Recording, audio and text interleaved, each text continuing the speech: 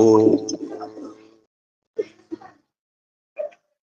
ಜನ್ಮಾದ್ಯಸ್ಯ ಯತೋನ್ಮಯಾದಿತರತಶ್ಚಾರ್ಥೇಷ್ವಭಿಜ್ಞಸ್ವರಾಟ್ ತೇನೇ ಬ್ರಹ್ಮಹೃದಾಯ ಆದಿಕವಯೇ ಮುಹ್ಯಂತಿ M ಸೂರಯಃ ತೇಜೋ ವಾರಿಮೃತಾಂ ಯಥಾ ವಿನಿಮಯೋ ಯತ್ರ ತ್ರಿಸರ್ಗೋ ಮೃಷಾ ಧಾಮ್ನಾ ಸ್ವೇನ ಸದಾ ನಿರಸ್ತಕುಹಕಂ ಸತ್ಯಂ ಪರಂ ಧೀಮಹಿ ಯಂ ಪ್ರವ್ರಜन्तಮನುಪೇತಮಪೇತಕೃತ್ಯಂ ದ್ವೈಪಾಯನೋ ವಿರಹಕಾತರ ಆಜುಹಾವ ಪುತ್ರೇತಿ ತನ್ಮಯತಯಾ ತರವೋಪಿ ನೇದುಃ ತಂ ಸರ್ವಭೂತಹೃದಯಂ ಮುನಿಮಾನತೋಸ್ಮಿ ನಾರಾಯಣಂ ನಮಸ್ಕೃತ್ಯ ನರಂ ಚೈವ ನರೋತ್ತಮಂ ದೇವೀಂ ಸರಸ್ವತೀಂ ವ್ಯಾಸಂ ತತೋ ಜಯಮುದೀರಯೇ.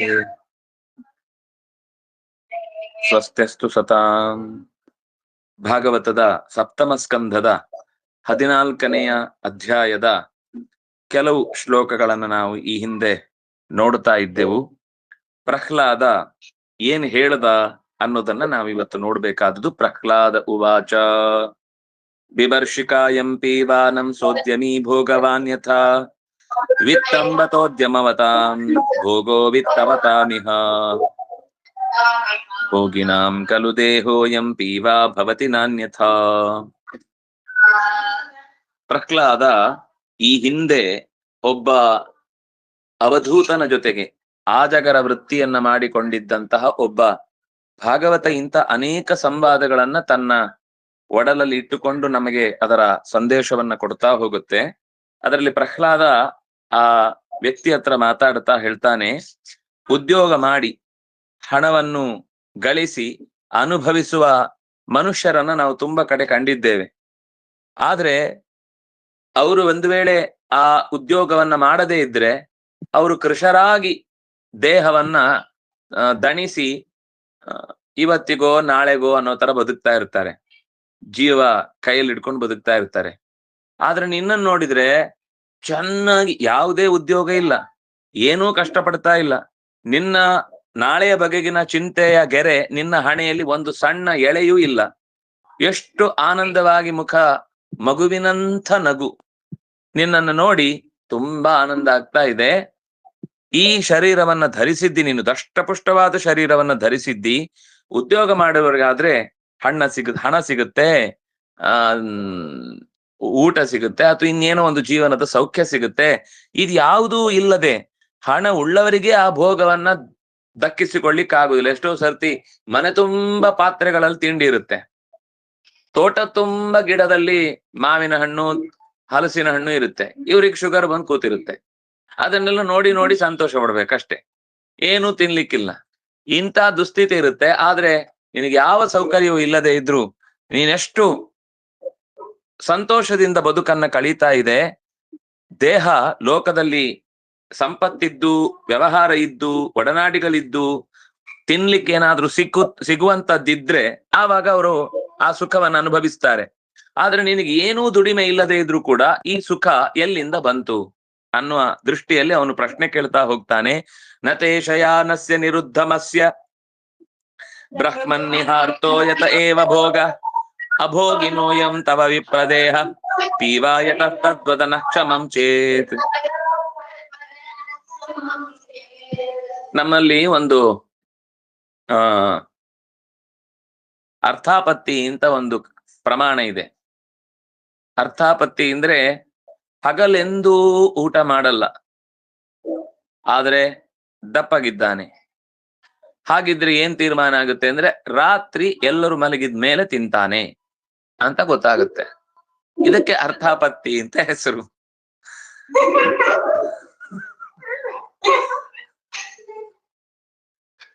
ಒರಳ್ನೆಕ್ಕೆ ಒಪ್ಪತ್ ಕೆಡಿಸ್ಕೊಂಡ್ರು ಅಂತ ಒಂದ್ ಗಾದೆ. ಯಾರೋ ಒಬ್ರು ಊಟ ಕರ್ದಲ್ಲಿ ಬೇಡ ಬೇಡ ಬೇಡ ಬೇಡ ಹೇಳ್ತಿದ್ನಂತೆ. ಅಂದ್ರೆ ಅವ್ರು ಮತ್ತೆ ಕೇಳಿ ಕೇಳಿ ಹಾಕ್ಬೇಕು ಅಂತ. ಅವ್ರ ಅಮ್ಮ ಬೇರೆ ಹೇಳಿ ಕಳಿಸಿದ್ರು ಅಳಿಯನಿಗೆ, ಅಂದ್ರೆ ಮಗನಿಗೆ, ನೀನ್ ಅಳಿಯ ಸ್ವಲ್ಪ ಎಲ್ಲ ಮರ್ಯಾದೆ ಉಳಿಸ್ಕೊಳ್ಬೇಕು, ಸ್ವಲ್ಪ ಅಲ್ಲೆಲ್ಲ ತೀರಾ ಹೇಳಿದ ತಕ್ಷಣ ಓ ಅಂತ ಬಾಯಿ ತೆಗೆದು ಊಟಕ್ಕೆ ಕೂತ್ಕೊಳ್ಳೋದಲ್ಲ, ಸ್ವಲ್ಪ ಅದಕ್ಕೆ ಜಾಗ್ರತೆ ಮಾಡ್ಬೇಕು ಅಂತೆಲ್ಲ ಹೇಳಿದ್ರು. 10 ಸಲ ಕೇಳೋ ತನಕ ನೀನು ಬೇಡ ಹೇಳ್ಬೇಕು, ಆಮೇಲೆ ಹಾಕೋಬೇಕು ಅಂತ. ಅವ್ರು 10 ಸಲ ಕೇಳಿದ್ರು. ಎಷ್ಟ್ ಸಲ ಕೇಳಿದ್ರು ಅಳಿಯ ಬೇಡ ಹೇಳ್ತಾ ಇದ್ದಾನೆ. ಅವ್ರು ಲೆಕ್ಕ ಆಗ್ಲಿಲ್ಲ. ಅವ್ರು 10 ಸಲ ಕೇಳಿದ್ಮೇಲೆ ಸುಮ್ನೆ ಒಳಗೋಗ್ಬಿಟ್ರು. ಇವನು ಇನ್ನೊಂದ್ಸಲ ಕೇಳಿದ್ಮೇಲೆ ಹಾಕೋಬೇಕು ಅಂತ ಅನ್ಕೊಂಡಿದ್ದ. ಅವ್ರು ಹಾಕ್ಲೇ ಇಲ್ಲ. ಇವನು ಹೊಟ್ಟೆ ತಳ ಹಿಡಿದು ಬಿಟ್ಟಿದೆ, ಹಸಿವಾಗ್ತಾ ಇದೆ, ಏನ್ ಮಾಡುದು ಅಂತ ಗೊತ್ತಿಲ್ಲ. ಎಲ್ಲ ಚಡಪಡಿಕೆ. ಅದು ಬೇರೆ ಬೆಳಗಿನಿಂದ ರಾತ್ರಿ ಚೆನ್ನಾಗಿ ಊಟ ಇದೆ ಅಂತ ಉಪವಾಸ ಕೂತಿದ್ದ, ಸರಿ ಕತ್ತರಿಸ್ಬೇಕು ಅಂತ. ಸಿಕ್ಕಿದ್ದೆಲ್ಲ ತಿಂದು ಪಾತ್ರೆನೆ ಕೊಟ್ಟರು ತಿಂದು ಬಿಡ್ತಿದ್ದ, ಅಷ್ಟು ಹಸಿವಾಗ್ಬಿಟ್ಟಿತ್ತು. ಈ ಒಂದು ನಮ್ಮಲ್ಲಿ ಅದಕ್ಕೇನಂತಾರೆ, ಏನೋ ಒಂದು ಶಬ್ದ ಹೇಳ್ತಾರೆ, ಆ ಬೇಕು ಅಂತಿರುತ್ತೆ, ಆದ್ರೆ ಅದನ್ನ ಒಂದ್ ಪ್ರತಿಷ್ಠೆ ಅಡ್ಡದಿಂದ ತಡ್ಕೊಳ್ಳೋದು ಅಂತ. ನಮ್ಮ ತುಳುವಲ್ಲಾದ್ರೆ ತೊಡು ಉಂಡು ಶಡಬುಡನು ಅಂತ.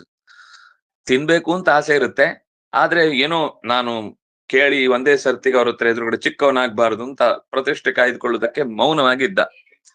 ಅದು ಏನಾಯ್ತು, ಅವ್ರು ಹೊರಟೇ ಹೋಗ್ಬಿಟ್ರು. ಕೊನೆಗೆ ರಾತ್ರಿ ಏನ್ ಮಾಡ್ದ ಅಂದ್ರೆ ಹೊರಳೆಲ್ಲ ಹೋಗಿ ನೆಕ್ಕಿದಂತೆ, ಎಲ್ಲಾದ್ರೂ ಎಲ್ಲೆಲ್ಲಿ ಸಿಕ್ಕಿದ್ದು. ಯಾಕಂದ್ರೆ ತುಂಬಾ ಚೆನ್ನಾಗಿ ಪರಿಮಳದ ಹೋಳಿಗೆ ಮಾಡಿಬಿಟ್ಟಿದ್ರು. ಕಣ ಎಲ್ಲ ಅಲ್ಲಿ ಚೂರು ಚೂರು ಉಳಿದಿತ್ತು, ನಾಳೆ ಬೆಳಿಗ್ಗೆ ತೊಳೆದ್ರೆ ಆಯ್ತು ಅಂತ. ಬೆಳಿಗ್ಗೆ ನೋಡ್ತಾರೆ ಎಲ್ಲ ಕ್ಲೀನ್. ರಾತ್ರಿ ಅಳಿ ಅಂದ್ರೆ ಏನು ಎಲ್ಲ ಆರಾಮಾಯ್ತಾ, ರಾತ್ರಿ ಏನು ತಿನ್ಲೇ ಇಲ್ಲ. ಇಲ್ಲ ನಾವ್ ರಾತ್ರಿ ಏನ್ ತಿಂದಿದೆ ಅಂತ ಇವ್ರು ಯಾರಿಗ್ ಗೊತ್ತಿಲ್ಲ ಅನ್ಕೊಂಡ್ ಸುಮ್ನಾದ್ರು ಅವ್ರು. ಚೆನ್ನಾಗಿರು ತಿನ್ಲಿಕ್ಕೆ ಆಗ್ಲಿಲ್ಲ. ಕಣ ಉಳ್ದಿದ್ದು ತಿಂದ್ರು, ಹಿಟ್ಟು ಉಳ್ದಿದ್ದು ತಿಂದ್ರು, ಹೂರಣ ಉಳ್ದಿದ್ದು ತಿಂದ್ರು, ಹೊಟ್ಟೆಲ್ ಬೇಯಿಸ್ಕೊಂಡು ಚಪಾತಿಯೋ ದೋಸೆಯೋ ಅದೇನಾಗಿತ್ತೋ ಗೊತ್ತಿಲ್ಲ, ದೇವರಿಗೆ ಗೊತ್ತಿದೆ.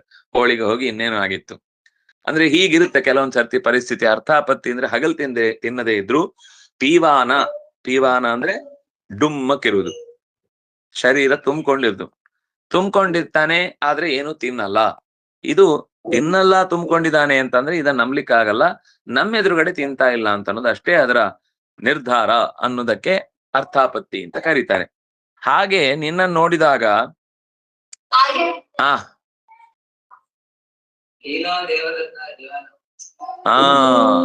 ಕರೆಕ್ಟ್, ಅದೇ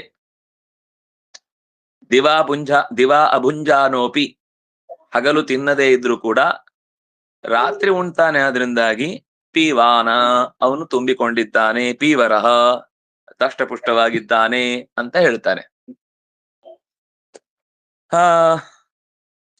ಏನು ಕೆಲಸ ಮಾಡದೆ ಸುಮ್ನೆ ಮಲಗಿರ್ತಾನೆ ಇವನು. ಮರದ ಬುಡದಲ್ಲಿರುವ ಬೇರಿನ ಹಾಗೆ ಬಿದ್ದಿರ್ತಾನೆ. ಈ ಬೇರಿನ ಹಾಗೆ ಬಿದ್ದಿದ್ರು ಕೂಡ ಇವನಿಗೆ ಮೈ ತುಂಬಿಕೊಳ್ಳುವಂತಹ ಶಕ್ತಿ ಎಲ್ಲಿಂದ ಬಂತು?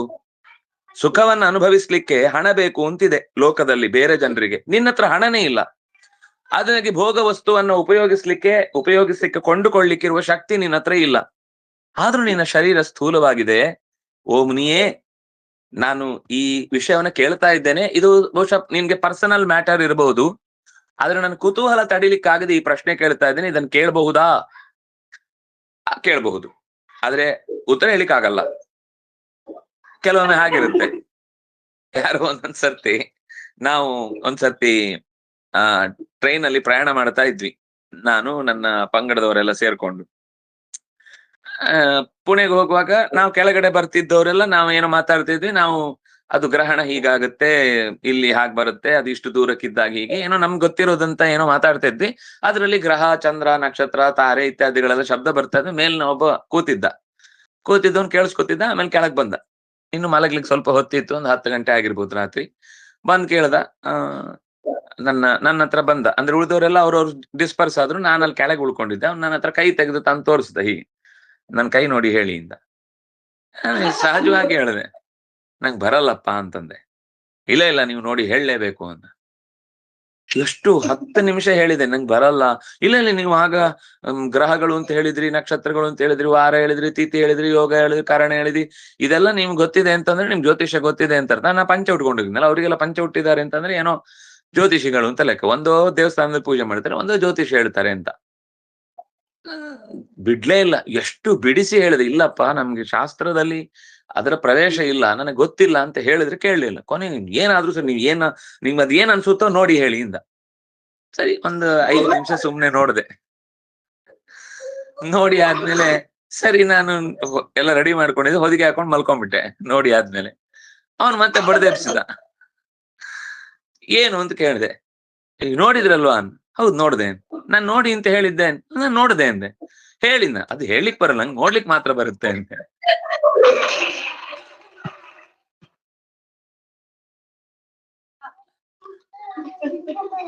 ಹಾಗೆ ನಿನ್ನ ಹತ್ರ ಕೇಳಬಹುದು ಅಂತ ನಾವು ಯೋಚನೆ ಮಾಡಿ ಕೇಳ್ತಾ ಇದ್ದೇವೆ. ಅದು ಹೇಳಬಹುದಾದ ಉತ್ತರ ಆಗಿದ್ರೆ ನಮಗೆ ಆ ಪ್ರಶ್ನೆಗೆ ಉತ್ತರ ಕೊಡಿ. ಯಾರತ್ರ ಯಾವುದನ್ನು ಒತ್ತಿ ಹೇಳಲೇಬೇಕು ಅಂತ ನಾವು ಹಠ ಮಾಡುವ ಹಾಗಿಲ್ಲ.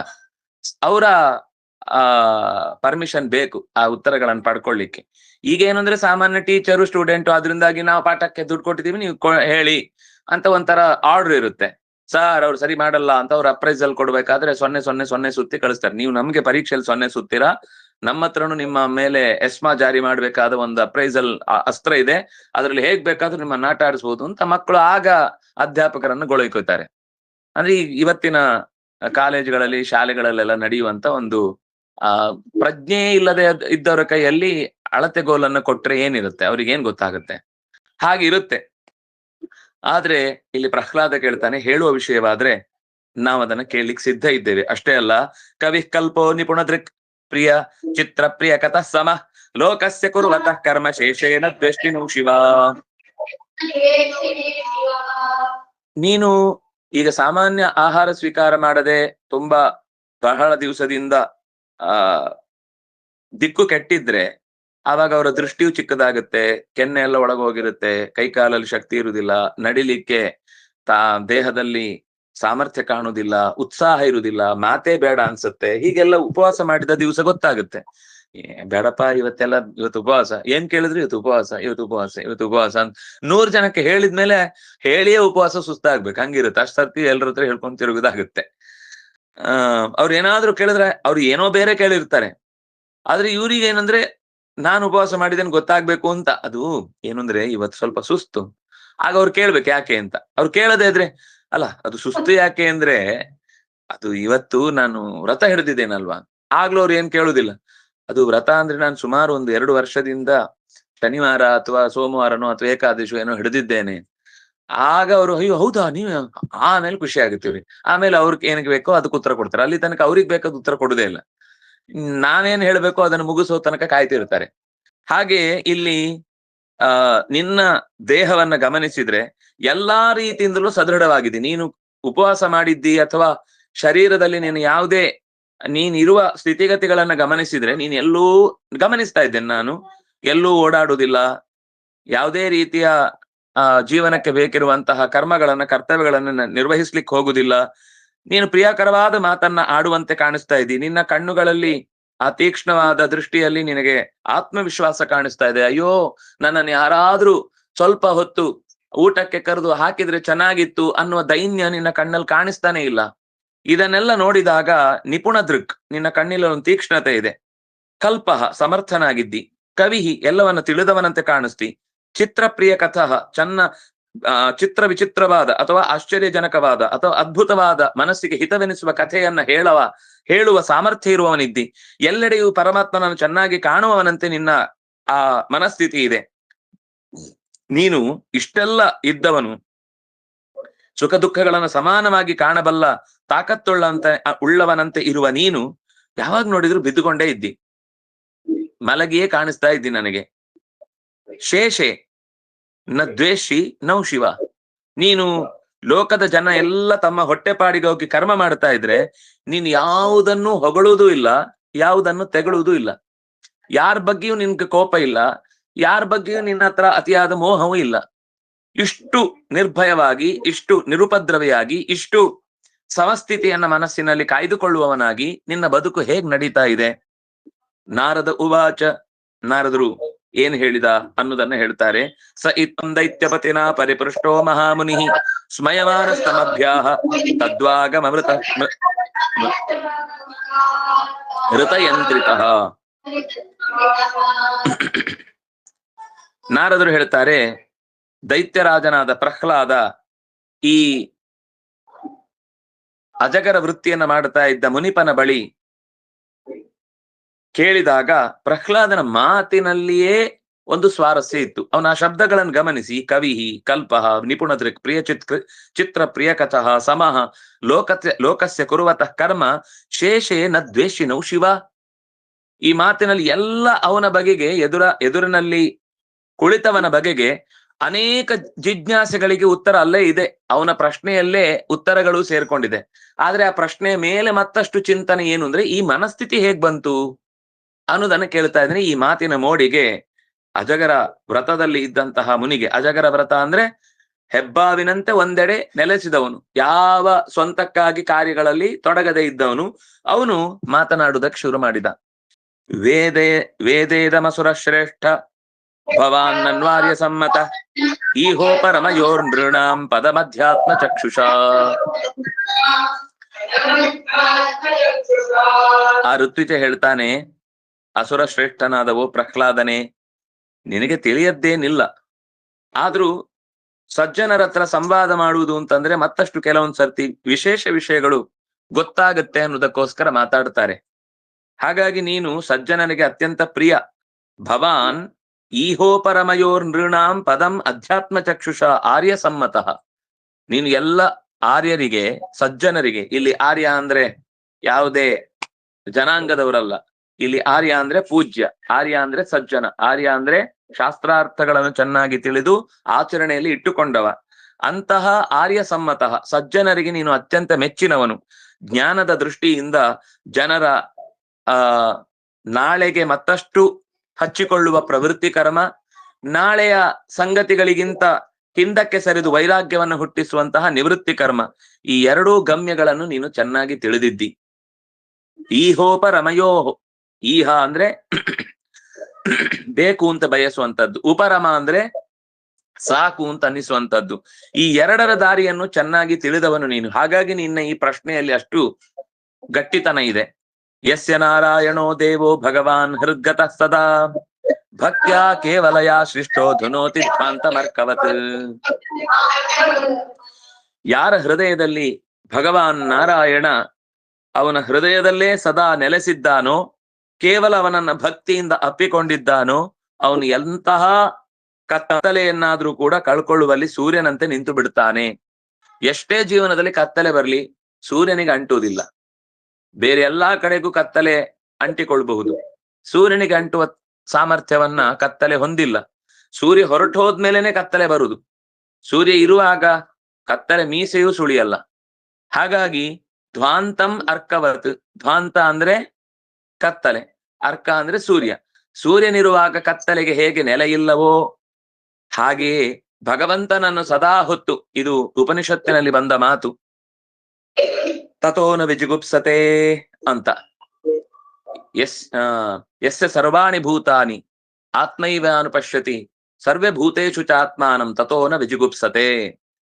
ಎಲ್ಲದರ ಒಳಗೆ ಇರುವ ಭಗವಂತನನ್ನು, ಎಲ್ಲವನ್ನೂ ತನ್ನೊಳಗೆ ಹೊತ್ತ ಭಗವಂತನನ್ನು, ಅಂದ್ರೆ ಭಗವಂತ ಎಲ್ಲದರೊಳಗಿದ್ದಾನೆ ಮತ್ತು ತನ್ನೊಳಗೆ ಎಲ್ಲವನ್ನೂ ಇಟ್ಟುಕೊಂಡಿದ್ದಾನೆ ಅಂತ ಈ ರೀತಿ ನಿರಂತರ ಯಾರು ಚಿಂತಿಸಿ, ಅದರ ಅರ್ಥ ಏನು ಅಂದ್ರೆ ಏನೇ ಚಟುವಟಿಕೆ ಆಗ್ಬೇಕು ಅಂದ್ರೆ ಅವನ ಪ್ರೇರಣೆ ಇಲ್ಲದೆ ಆಗುವುದಿಲ್ಲ.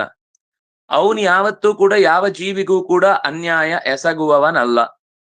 ನಿರಸ್ತ ಕುಹಕ ಅಂತ ನಾವು ಭಾಗವತದಲ್ಲಿ ಮೊದಲು ಪ್ರತಿಜ್ಞೆ ಮಾಡಿಕೊಂಡ ಶಬ್ದ. ಹಾಗಾಗಿ ನನಗೇನ್ ಬೇಕೋ ಅದನ್ನ ಅವನು ನಡೆಸಿಯೇ ನಡೆಸ್ತಾನೆ. ಆದ್ರಿಂದಾಗಿ ತನ್ನ ರಕ್ಷಣೆಗೆ ಅವನು ಪ್ರಯತ್ನನೇ ಮಾಡುವುದಿಲ್ಲ. ಅದನ್ನಷ್ಟೇ ಚಂದದಲ್ಲಿ ಈ ಅಜಗರ ವೃತ್ತಿಯನ್ನು ಮಾಡಿದವ ಉಪನಿಷತ್ತಿನ ಸಾರವನ್ನೇ ಹೇಳ್ತಾನೆ.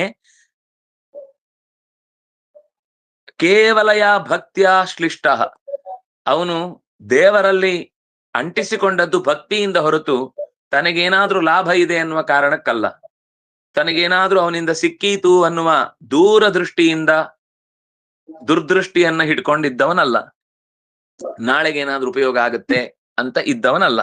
ಅವನು ಕತ್ತಲೆಯನ್ನ ಹೇಗೆ ತನ್ನ ಹತ್ತಿರಕ್ಕೆ ಬರಗೊಡುವುದಿಲ್ಲ ಅನ್ನೋದಕ್ಕೆ ಸೂರ್ಯನನ್ನ ಉದಾಹರಣೆಯನ್ನಾಗಿ ಕೊಟ್ರು. ಅಥಾಪಿ ಬ್ರೂಮಹೇ ಪ್ರಶ್ನಾನ್ ತವ ರಾಜನ್ಯಥಾಶ್ರುತಂ ಸಂಭಾಷಣೀಯೋ ಹಿ ಭವಾನ್ ಆತ್ಮನ ಶುದ್ಧಿ ವಿಚ್ಛತ. ಆದ್ರೂ ರಾಜನ್, ನಿನ್ನ ಪ್ರಶ್ನೆಗಳಿಗೆ ನಾನು ಎಷ್ಟು ಸೌಜನ್ಯ ನೋಡಿ. ಯಥಾಶ್ರುತಂ ತಥಾ ಬ್ರೂಮಹೆ. ನಾನು ನನ್ನ ಹಿರಿಯರ ಹತ್ರ ಈ ತರದ ಜಿಜ್ಞಾಸೆಗಳಿಗೆ ಪ್ರಶ್ನೆ ಕೇಳಿದಾಗ ನನಗೇನು ಉತ್ತರ ಸಿಕ್ಕಿತೋ ಅದನ್ನ ನಾನು ನಿನಗೆ ಹೇಳ್ತೇನೆ. ಅಂದ್ರೆ ನಾನು ತಿಳ್ಕೊಂಡವನು, ಇದು ನನ್ನ ಅನುಭವ. ಕೆಲವರು ಹೇಳುದುಂಟು, ಏನ್ ಮಾಡಿದ್ರು, ಇದು ನನ್ನ ಎಕ್ಸ್ಪೀರಿಯನ್ಸ್. ನಾನೆಲ್ಲ ನಿಮ್ಮ ಮಹಾಭಾರತ ರಾಮಾಯಣ ಎಲ್ಲ ಓದಿಲ್ಲ, ನನಗೆ ಜೀವನವೇ ಬೇಕಾದಷ್ಟು ಪಾಠ ಕಲಿಸಿದೆ. ಅದು ಓದಿಲ್ಲ ಅನ್ನೋದು ಬೇರೆ ಹೆಗ್ಗಳಿಕೆ ಪುಣ್ಯಾತ್ಮನಿಗೆ. ಆದ್ರೆ ಹೇಳ್ಕೊಳ್ಳುದು ಮತ್ತೆ ಅಲ್ಲಿಂದನೇ, ಅದು ಶಬ್ದ ಮಾತ್ರ ಹೆಸರು ಹೇಳುವಾಗ ಮಾತ್ರ ಅದನ್ನೆಲ್ಲ ತಗೊಳ್ಳುದಿಲ್ಲ. ಅಲ್ಲಿದ್ದೇ ಎಲ್ಲ ತರ್ಜುಮೆ ಮಾಡಿದ ಬೇರೆ ಭಾಷೆಗಳಿಂದ ಎತ್ತಿಕೊಂಡ ಕದ್ದ ಮಾಲನ್ನ ಸ್ವಂತದ ಸಂಗತಿ ಅನ್ನುವ ಹಾಗೆ ಗುಗ್ಗುರುಗಳಾಗಿ ಲೋಕದಲ್ಲಿ ಫೋಟೋ ಬಂದ ತಕ್ಷಣ ಕೈ ಹಿಡಿದು ನಿಲ್ಲುವ ಎಲ್ಲರನ್ನು ತಮ್ಮ ದಾಸರನ್ನಾಗಿ ಮಾಡಿಕೊಳ್ಳುವಂತಹ, ಹಿಂದೆ ಗುರು ಹೇಗಿರಬಾರದು ಅನ್ನೋದನ್ನ ಹೇಳಿದ್ರು. ಗುರುವಿನ ಸ್ವಭಾವ ತನ್ನ ಅಭಿಮಾನಿಯಾಗಿ ಮಾತ್ರ ಉಳಿಬೇಕು ಅಂತ ಅವನು ಪ್ರಯತ್ನಿಸ್ತಾ ಇದ್ದಾನೆ ಅಂದ್ರೆ ಅವನು ವ್ಯಾಪಾರಿ, ಅವನು ಗುರುವಲ್ಲ. ಆದ್ರೆ ಎಲ್ಲಿ ಒಳ್ಳೇದಿದ್ರು ಆ ಶಿಷ್ಯನನ್ನ ಅವನು ಆ ಒಳ್ಳೆಯತನಕ್ಕೆ ತೆರೆದುಕೊಳ್ಳುವುದಕ್ಕೆ, ದಾರಿ ಕೆಡುವಂತದ್ದಿದ್ರೆ ಎಚ್ಚರಿಸಬೇಕು. ಕೆಲವೊಮ್ಮೆ ಹುಡುಗರಿಗೂ ಗೊತ್ತಾಗಲ್ಲ, ವಿದ್ಯಾರ್ಥಿಗಳಿಗೂ ಅರ್ಥ ಆಗಲ್ಲ ಯಾವುದು ಸರಿ ಇದೆ ಯಾವುದು ತಪ್ಪಿದೆ ಅಂತ, ಎಲ್ಲೋ ಬೇಕು ಅಂತ ಅನಿಸ್ತಾ ಇರುತ್ತೆ. ಆಗ ಅವನು ತಿದ್ದಿ ಹೇಳ್ಬೇಕು. ಆದ್ರೆ ಆ ತಿದ್ದಿ ಹೇಳುವಲ್ಲಿ ಒಳ್ಳೆಯದ್ರನ್ನೂ ಕೂಡ ದಾರಿ ತಪ್ಪಿಸ್ತಾನೆ ಅಂತಂದ್ರೆ ಗುರುರ್ನ ಸಸ್ಯಾತ್, ಅವನು ಗುರು ಆಗ್ಲಿಕ್ಕೆ ಸಾಧ್ಯ ಇಲ್ಲ ಅಂತ ಹಿಂದೆ ಭಾಗವತವೇ ನಿರೂಪಣೆ ಮಾಡಿದೆ. ಹಾಗಾಗಿ ಅಂತಹ ಆತ್ಮಶುದ್ಧಿಯನ್ನ ಬಯಸುವಂಥವನು ಖಂಡಿತ ನಿನ್ನಂತಹ ಸಜ್ಜನನ ಜೊತೆಗೆ ಸಂಭಾಷಣೆ ಮಾಡ್ಲೇಬೇಕು. ಯಾಕೆಂದ್ರೆ ನನಗೆ ಹಿಂದೆ ದೊಡ್ಡವರಿಂದ ತಿಳಿದದ್ದನ್ನ ನಿನ್ನ ಹತ್ರ ಹಂಚ್ಕೊಳ್ಳಿಕ್ಕೆ ನನಗೊಂದು ಭಾಗ್ಯ, ಸಜ್ಜನರ ಹತ್ರ ಸೇರುವುದೊಂದು ಭಾಗ್ಯ, ಸಜ್ಜನರಲ್ಲಿ ನನಗೆ ಈ ಹಿಂದೆ ತಿಳಿದ ಸಂಗತಿಯನ್ನ ಹಂಚಿಕೊಳ್ಳುವುದು ಇನ್ನೂ ದೊಡ್ಡ ಭಾಗ್ಯ. ಆ ಕಾರಣಕ್ಕಾಗಿ ನಿನ್ನಲ್ಲಿ ನಾನು ಈ ವಿಷಯಗಳನ್ನ ಅರುಹುತ್ತೇನೆ. ತೃಷ್ಣಯ ಭವವಾಹಿನ್ಯ ಗ್ರಾಮ್ಯ ಕಾಮೀಕ ಪೂರಯ ಕರ್ಮಾಣಿ ಕಾರ್ಯಮಾಣೋಹಂ ನಾನಾಯೋನಿಷು ಯೋಜಿತಃ.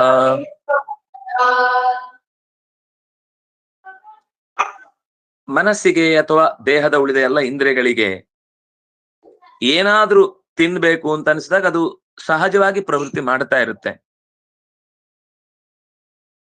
ಅದು ತಿಂದು ತಿಂದು ಸಾಕಾಗುತ್ತಾ ಕೇಳಿದ್ರೆ ಅದು ತೃಷ್ಣ ಅಂದ್ರೆ ಮುಗಿಯದ ಬಯಕೆ, ಬತ್ತದ ಬಯಕೆ, ಹೊತ್ತಿಸುವ ಬಯಕೆ, ಸಾಯಿಸುವ ಬಯಕೆ, ಮುಗಿಸುವ ಬಯಕೆ. ಬಯಕೆ ಮುಗಿಯುವುದಿಲ್ಲ, ಬಯಕೆಯೇ ಮುಗಿಸತ್ತೆ ಎಲ್ಲವನ್ನು. ಇದು ಬಯಕೆಯ ಅತ್ಯಂತ ದೊಡ್ಡ ಅಪಾಯದ ಸೂಚನೆ. ಅದು ತಣಿಯುವುದಿಲ್ಲ.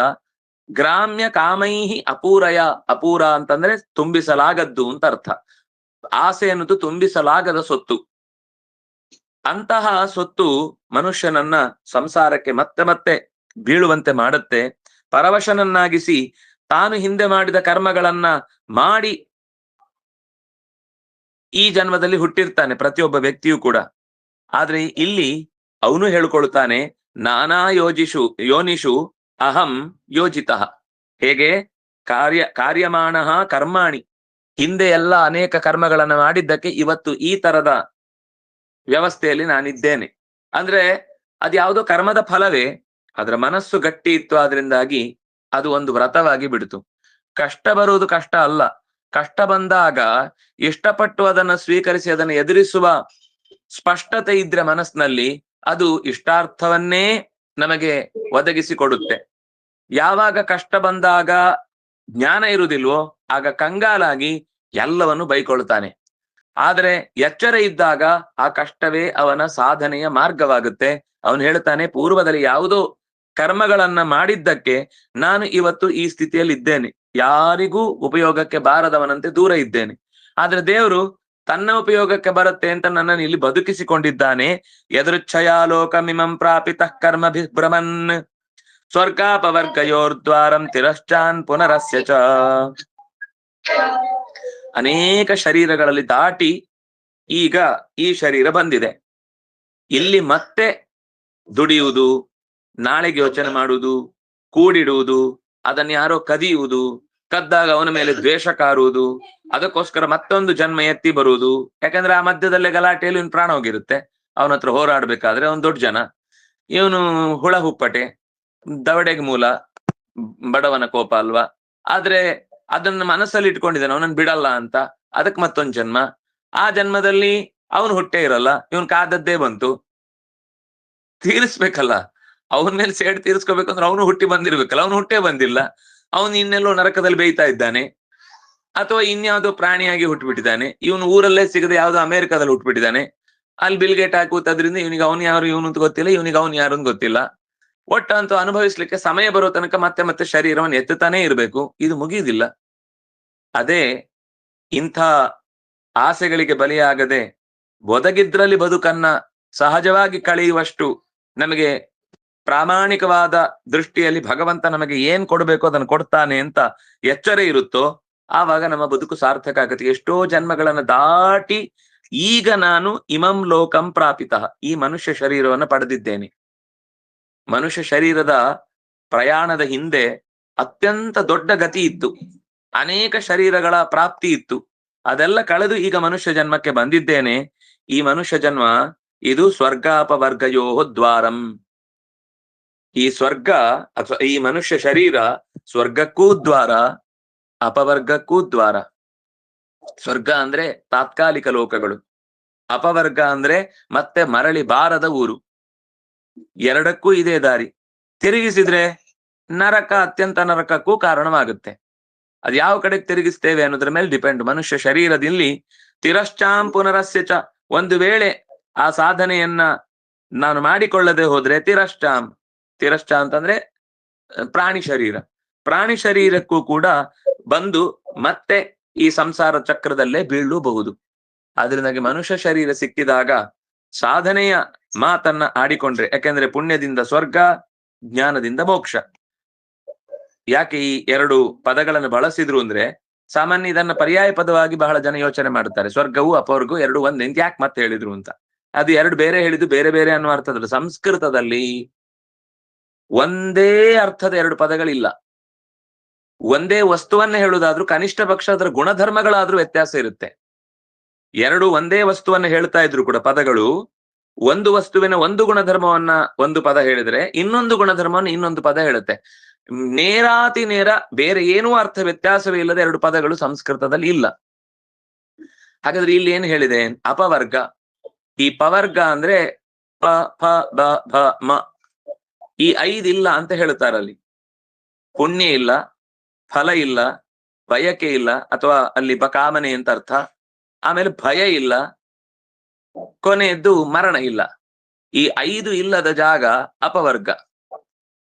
ಇಲ್ಲಿ ಮತ್ತೆ ಮರಣ ಇದೆ, ಭಯ ಇದೆ, ಬಂಧನ ಇದೆ, ಜೊತೆಗೆ ಫಲ ಇದೆ, ಏನೇನೋ ಲಾಭ ಇದೆ, ಕೊನೆಗೆ ಅದರ ಜೊತೆಗೆ ನಮಗೆ ಪಾಪ ಪುಣ್ಯಗಳ ಲೇಪವೂ ಇದೆ. ಈ ಪುಣ್ಯ ಪಾಪಗಳ ಲೇಪ ಇದ್ದಷ್ಟು ಅದು ಮತ್ತೆ ಚಕ್ರ. ಹಾಗಾಗಿ ಪುಣ್ಯ ಪಾಪ, ಫಲ, ಬಂಧನ, ಭಯ ಮತ್ತು ಮರಣ, ಇದರಿಂದ ಹೊರತಾದ ಜಾಗ ಯಾವುದಿದೆ ಅದು ಮೋಕ್ಷ. ಅಲ್ಲಿ ಮೋಕ್ಷದಲ್ಲಿ ಮತ್ತೆ ಭಯ ಇಲ್ಲ, ಅಲ್ಲಿ ಮತ್ತೆ ಫಲ ಪಡೆಯುವುದು ಅಂತಿಲ್ಲ.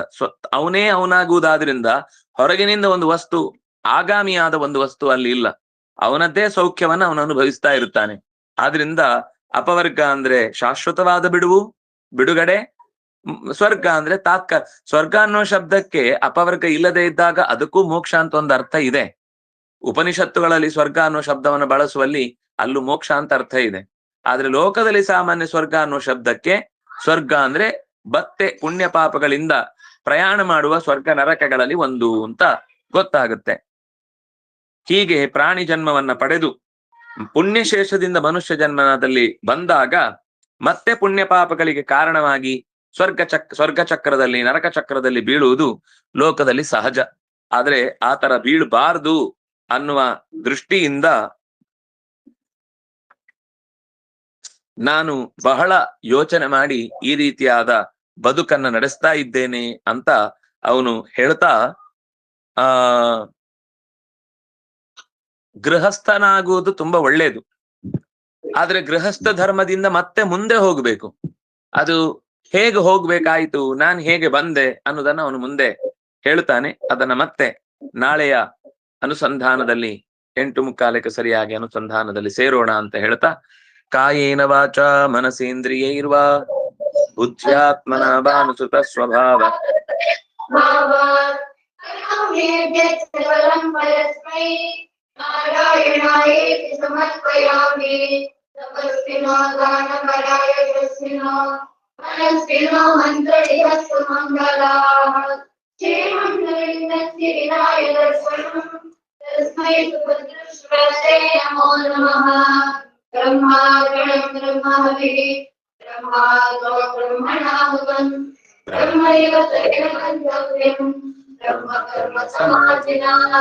ಸರ್ವೇ ಭವಂತು ಸುಖಿನಃ.